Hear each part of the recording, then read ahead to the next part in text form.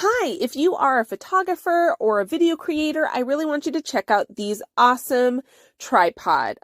We have the AccuVar tripod and we have the Selfie Show portable selfie stick tripod. Now, when you look at the Selfie Show portable selfie stick / tripod, it is very, very portable. So if you are on the go, running errands, and you're wanting to film some content, it is so easy. It comes with a light. You can take pictures, you can take videos, and it has the legs that you can pop out and set on the ground as a mini tripod if you want to take something at a distance or to be stable at the same time. It has also a little button that comes with it that you connect to your phone and you can easily snap a shot or start a video.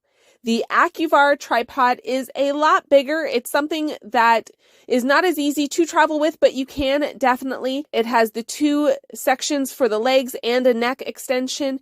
It is definitely very easy to adjust the angle, and because the legs spread out much further, it is a lot more stable.